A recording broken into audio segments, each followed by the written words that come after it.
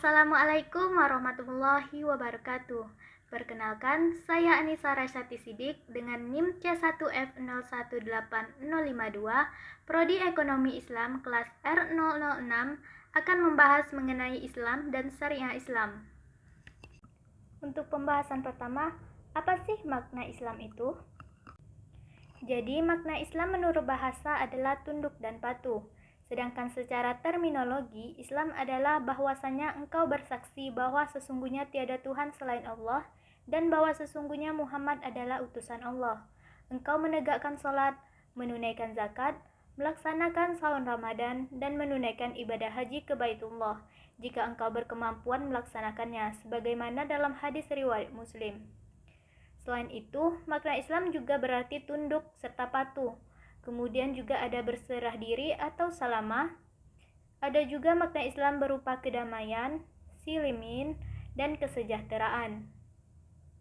Islam adalah agama yang dibawa oleh Nabi Muhammad SAW untuk umat manusia agar dapat hidup sebagaimana di dunia dan akhirat. Di dalam Islam itu sendiri, ada 3 pokok ajaran yang terkandung.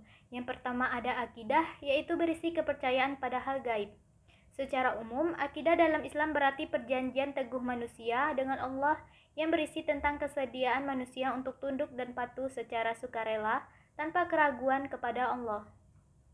Kemudian ada syariah.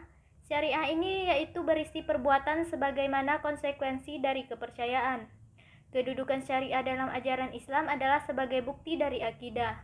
Kemudian yang ketiga ada akhlak. Akhlak ini berisi pedoman hati untuk berbuat sebaik-baiknya, meskipun tanpa pengawasan pihak lain.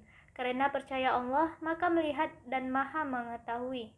Kedudukan akhlak ini sendiri dalam ajaran Islam yaitu berupa hasil, dampak, atau buah dari perbuatan-perbuatan syariah yang dilandasi dengan keyakinan hati, tunduk dan patuh secara sukarela kepada kehendak Allah Subhanahu wa taala.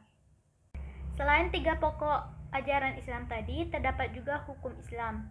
Hukum Islam atau syariat Islam adalah sistem kaidah yang didasarkan pada wahyu Allah Subhanahu wa taala dan sunnah Rasul mengenai tingkah laku mukallaf. Mukallaf maksudnya di sini yaitu orang yang sudah dapat dibebani kewajiban yang diakui dan diyakini yang mengikat bagi semua pemeluknya. Adapun sumber dari hukum Islam ini berupa Al-Qur'an, kemudian ada hadis, qiyas, dan ijma'. Dari makna hukum Islam tadi dapat kita klasifikasikan hukum Islam itu ada 5. Yang pertama berupa ijab atau mewajibkan. Maksudnya di sini adalah kitab yang berisi tuntunan yang mesti dikerjakan atau dilakukan. Kemudian yang kedua ada nadab. Nadab maksudnya di sini adalah kitab yang berisi tuntunan yang tidak mesti dituruti. Kemudian ada tahrim, adalah kitab yang berisi larangan dan mesti ditinggalkan. Dan yang keempat ada karahah, yaitu kitab yang berisi larangan yang tidak mesti dijauhi. Yang terakhir ada ibahah, adalah kitab yang berisi kebolehan memilih antara berbuat atau tidak berbuat. Dari beberapa penjelasan mengenai hukum Islam, maka hukum Islam itu sendiri memiliki 3 sasaran. Yang pertama sebagai penyuci jiwa, yakni seorang Islam menjadi sumber kebaikan bukan sumber keburukan. Kedua, untuk menegakkan keadilan dalam masyarakat muslim maupun non-muslim. Dan sasaran ketiganya adalah kemaslahatan, dan ini merupakan tujuan puncak yang hendak dicapai. Jadi, poin pembahasan terakhir dalam materi Islam dan syariah Islam di sini yaitu tujuan syariah Islam. Secara umum, maksud dan tujuan diturunkannya syariah Islam adalah untuk mendatangkan kemaslahatan serta sekaligus menolak kemudaratan dalam kehidupan umat manusia. Sedangkan tujuannya secara spesifik, yang pertama yaitu memelihara atau melindungi agama dan sekaligus memberikan hak kepada setiap orang untuk memilih antara beriman atau tidak.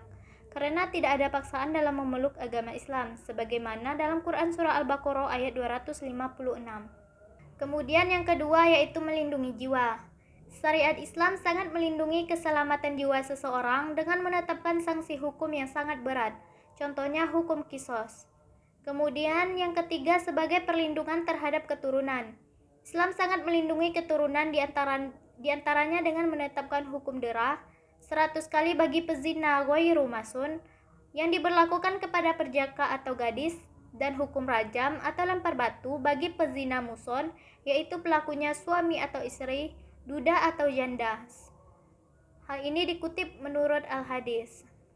Yang keempat yaitu melindungi akal. Permasalahan perlindungan akal ini sangat menjadi perhatian Islam. Bahkan dalam sebuah hadis Rasulullah SAW menyatakan, agama adalah akal.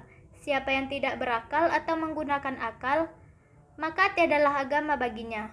Kemudian yang kelima yaitu melindungi harta. Melindungi harta maksudnya di sini yaitu membuat aturan yang jelas untuk bisa menjadi hak setiap orang, agar terlindungi hartanya diantaranya dengan menetapkan hukum potong tangan bagi pencuri. Dan yang keenam yaitu melindungi kehormatan seseorang. Termasuk di sini melindungi nama baik seseorang dan lain sebagainya, sehingga setiap orang berhak melindungi kehormatannya di mata orang lain. Yang ketujuh yaitu melindungi rasa aman seseorang. Dalam kehidupan bermasyarakat, seseorang harus aman dari rasa lapar dan takut. Dan yang kedelapan yaitu melindungi kehidupan bermasyarakat dan bernegara. Islam menetapkan hukum yang keras bagi mereka yang mencoba melakukan kudeta terhadap pemerintah yang sah yang dipilih oleh umat Islam dengan cara yang islami. Kesimpulan yang dapat diambil dari beberapa penjelasan tadi yaitu Islam datang ke bumi untuk membangun manusia dalam kedamaian dengan sikap kepasrahan total kepada Allah Subhanahu wa taala. Sehingga seorang yang beragama Islam akan mengutamakan kedamaian pada diri sendiri maupun pada orang lain, juga keselamatan diri sendiri dan keselamatan orang lain. Sedangkan istilah syariah lebih akar untuk menyebut aturan Islam. Secara istilah, syariah Islam adalah semua aturan Allah yang Allah turunkan untuk para hambanya, baik terkait masalah akidah, ibadah, muamalah, adab, maupun akhlak, baik terkait hubungan makhluk dengan Allah maupun hubungan antar sesama makhluk. Sekian materi Islam dan syariah Islam dari saya. Terima kasih. Wassalamualaikum warahmatullahi wabarakatuh.